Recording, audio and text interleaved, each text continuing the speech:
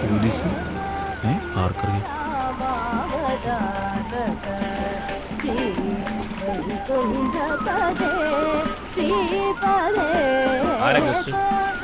ഫ്രഞ്ചുകാരാ. എന്താ സാറേ? മലപ്പുറത്തുനിന്ന് ഒരു പെണ്ണും ചെറുക്കനും ഒളിച്ചോടി വന്നു. ഏതോ ഒരു ഹൗസ് ബോട്ടിലുണ്ടെന്നാണ് ഇൻഫർമേഷൻ. അത്ര ഏണി കേസൊക്കെ ആണെങ്കിൽ നമ്മുടെ കുര്യച്ചൻ്റെ ഹൗസ് ബോട്ട് നോക്കിയാൽ മതി. ഏത് കുര്യച്ചൻ? കവലക്കെ കുര്യച്ചൻ. തമ്പി സാറിന് അറിയാം. അറിയോടോ? ബോട്ട് വട്ടക്കായൽ കാണും. അങ്ങോട്ട് വാ. ശരി സാർ.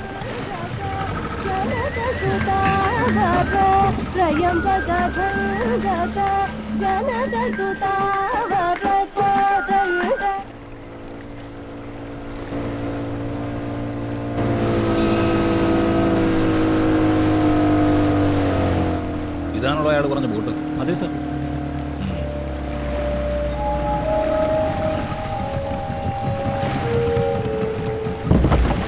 ആരും ഇല്ലടാ ഇതില്.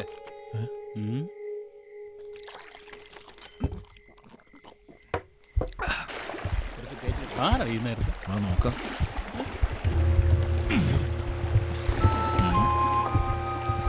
ആരാ ഗസ്റ്റ്? ഇന്ന് ഗസ്റ്റ് ഇല്ല സാർ. ഗസ്റ്റ് ഒന്നുമില്ല. പിന്നെ നമ്മുടെ നടുക്കായൽ ബോട്ട് കൊണ്ടുവന്നിട്ടിരിക്കുന്നേ? മുതലാളിയുണ്ട് സാർ. എവിടെ? റൂമിൽ. മുതലാളി തനിച്ച? അതെ സാർ. ഉറക്കത്തില്ല.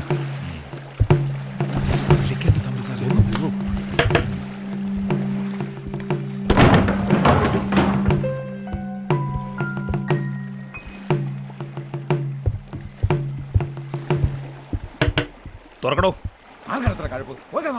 താൻ തുറക്കുന്നതോ ഞാനായിട്ട് ചവിട്ടി തുറക്കണോ? സാറോ? കുഴപ്പമായോ സാറേ? മാറിയിക്കണം കൊണ്ട്. അപ്പൊ മുതലാളി അനാശാസ്യത്തിലായിരുന്നു. അയ്യോ അല്ല.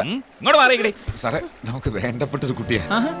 എന്നിട്ടാണോ രാത്രി വിളിച്ച് ബോട്ട് കയറ്റിയത്? ഇങ്ങോട്ട് പറയണോ?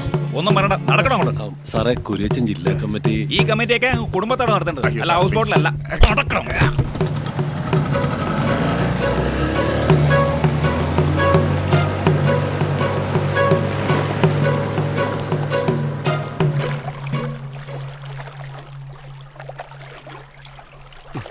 നല്ല ഡാൻസ് ആയിരുന്നു കേട്ടോ. നൈസ്. ഏറ്റില്ല. ഒന്ന് വേഗം തൊഴയിടോ.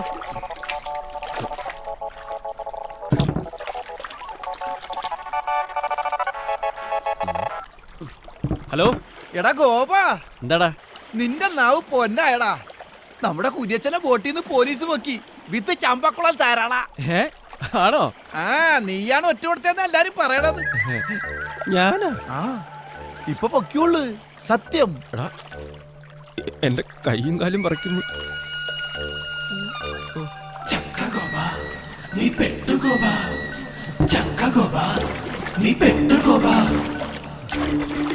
എന്താ എന്താ പറ്റിയേ? ആ പോലീസുകാരോട് പറഞ്ഞത് ഏണിയായെന്നാ തോന്നുന്നു. നാശം പിടിക്കാൻ നാവിലെ ഗുളിക നിന്ന സമയത്ത് പറഞ്ഞു പോയതാ. ആ കുര്യച്ചനെ ഒരു സ്ത്രീയെയും കൂടെ ഹൗസ് ബോട്ടിൽ നിന്ന് പോലീസുകാർ പൊക്കി. ഓ, അതാണോ കാര്യം? കട്ട് തിന്നാ അങ്ങനെയൊക്കെ സംഭവിക്കും. ഞാനാ പറഞ്ഞു വിട്ടത്. കുര്യച്ചൻ അറിഞ്ഞിട്ടുണ്ട്. അയാളുടെ ആൾക്കാർ ഇനി വെറുതെ ഇരിക്കത്തില്ല. എന്തെങ്കിലും കുഴപ്പമുണ്ടാക്കും.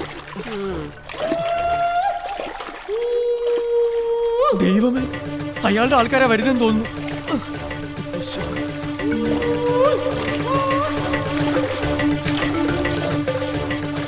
വരട്ടടാ, ഇപ്പൊ വരുന്നവന്മാരുടെ കാര്യം ഞാൻ ഏറ്റു. ഞാൻ മാത്രം മതി. Thank you. അവന്മാർക്കും എന്നെ മാത്രം മതി.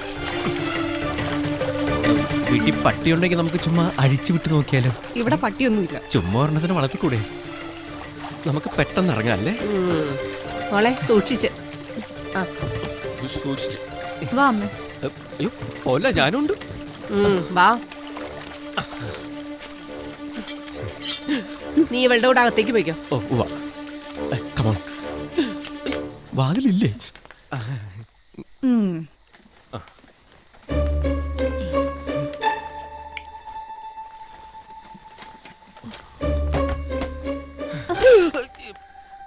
എന്താ? കുറച്ച് വെള്ളം കുടിക്കാൻ. മനുഷ്യൻ പേടിച്ചു പോയി.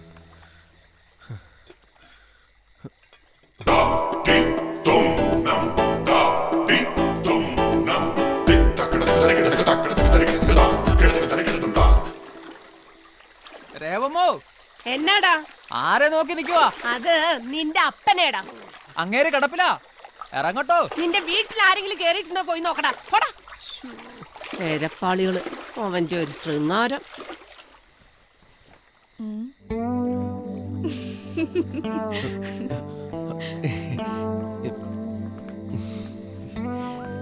ദാ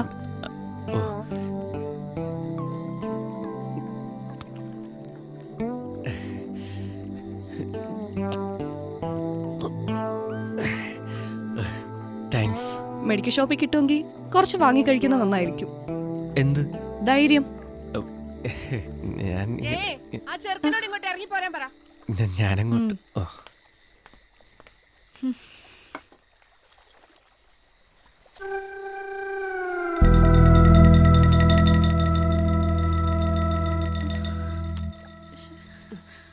അമ്മേ, ഇവിടെ വെച്ചിരുന്ന ഫോട്ടോ എന്തിയെ?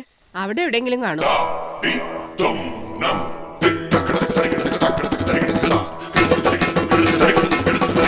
എന്റെ ജോയിച്ച ഇവളുടെ ഡാൻസ് എന്ന് പറഞ്ഞ കേട്ടിട്ടുണ്ടോ? കലാമണ്ഡലം ജയശ്രീ. പൊളിക്കും. നിങ്ങളുടെ ഗസ്റ്റേ എഴുന്നേറ്റ് കൈയടിച്ചില്ലെങ്കിലേ എന്നത് അങ്ങനെ വിളിച്ചോ. അങ്ങനെയൊന്നും വിളിക്കത്തില്ല ഗോപ. പിന്നെ ഞങ്ങളങ്ങ് വരും. അല്ലേ തോമ്പിച്ച? ഞാൻ ഗ്യാരണ്ടി പോരെ. യൂറോപ്പിൽ നിന്നുള്ള ബിസിനസ് ക്ലാസ് ടീമാ. അവരെ ഇംപ്രസ് ചെയ്തില്ലെങ്കിൽ ഡൽഹിയിലുള്ള ഞങ്ങളുടെ ഏജൻസി അടയും. അതാ ഞങ്ങളുടെ ടെൻഷൻ. എന്റെ തൊമ്മിച്ച ഞാൻ ഏറ്റു. ഇതെനിക്ക് പ്ലീസ് പ്ലീസ് പ്ലീസ്. ഒരു സെക്കൻഡ്. ഹലോ, നീ എവിടെ? ആലപ്പുഴയില. ആ കുരിയച്ചൻ ജാമ്യത്തിൽ ഇറങ്ങിയിട്ടുണ്ട്. അവന്റെ ആൾക്കാരൊക്കെ കടവത്ത് വട്ടം ചുറ്റുന്നുണ്ട്. കുരിശാവോ? എനിക്കാണെങ്കിൽ ഇന്ന് ഗസ്റ്റ് ഉണ്ട്. വൈകിട്ടൊരു ഗ്രൂപ്പും കാണും കടവത്ത് വള്ളം എടുക്കുമ്പോ. അടുത്തല്ലേ പറ്റൂ. നീ വാ. നിന്റെ ചേട്ടന്മാരെ ഞാൻ വിളിച്ച് പറയാം ഇവിടെ ഒന്ന് നിൽക്കാൻ. അവന്മാരെ കൊണ്ട് അങ്ങനെയെങ്കിലും ഒരു ഉപകാരം ഉണ്ടാവട്ടെ. നീ എന്നാന്ന് വെച്ചാ ചെയ്യ. ശരി. അപ്പോ കുര്യച്ചന്റെ രാഷ്ട്രീയഭാവി ഇതോടി തീർന്നല്ലേ? ഒരിക്കലും ഇല്ലെന്നേ. അവൻ അതും ഒരു അലങ്കാരമല്ലേ അല്ലേ മാമച്ചോ? അലങ്കാരമാണോ ഉൽപ്രേക്ഷയാണോ എന്നൊക്കെ നമുക്ക് കണ്ടറിയാം.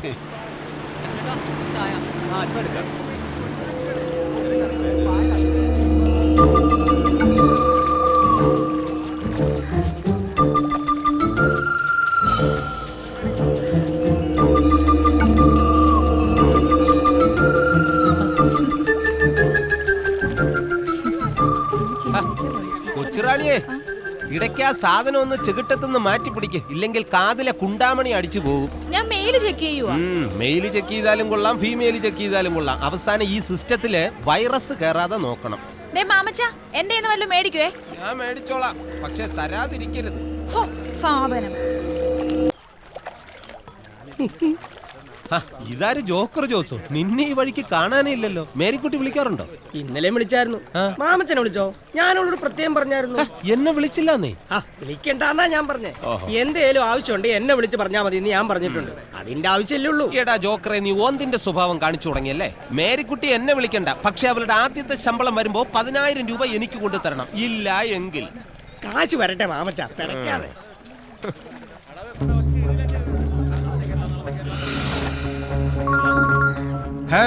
ഹലോ, എവിടെയാളിയാ? ഷാപ്പിലാ?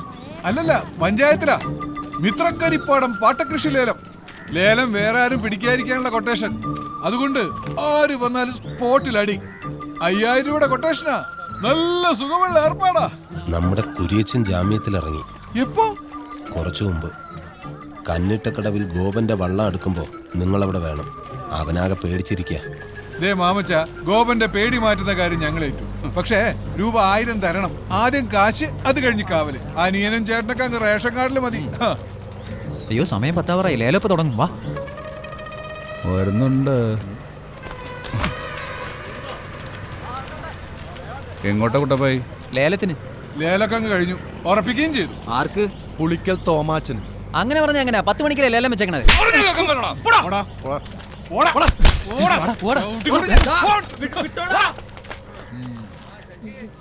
താങ്ക്സ്.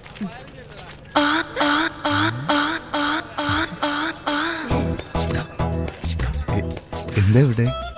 ഞാൻ എന്റെ ഭർത്താവിന്റെ മരണ സർട്ടിഫിക്കറ്റ് വാങ്ങിക്കാൻ വന്നതാ. എന്നാ കാര്യത്തിന്? സമാധാനായിട്ട് ഉറങ്ങാൻ. പാതിരാത്രി നന്നായിട്ടൊന്ന് ഉറങ്ങി വരുമ്പോഴാ ചീത്തവിളിയും ബഹളവും കതികത്തട്ടലും ഒക്കെ. ഞാൻ പേടിച്ച് ചാടി എഴുന്നേക്കും. അന്നേരം തോന്നും അങ്ങേര് ചത്തിട്ടില്ലാന്ന്. ഈ സർട്ടിഫിക്കറ്റ് ഉള്ളത് നല്ലതാ. ഒന്ന് നോക്കിയാ മതി, സമാധാനം കിട്ടും. പിന്നെ സുഖായിട്ട് ഉറങ്ങാം. നോക്കട്ടെ. ഇപ്പൊ എനിക്കും സമാധാനായി. 3 മണിക്ക് കുളിക്കാൻ വരുമോ? ഞാൻ പുതിയ സോപ്പ് വാങ്ങിയിട്ടുണ്ട്. ഏതാ? Life boy. ലൈഫ് ബോയ് എവിടെയാണ് ആരോഗ്യം? പാടുവോ? ചെറിയ മൂട് വരുമ്പോ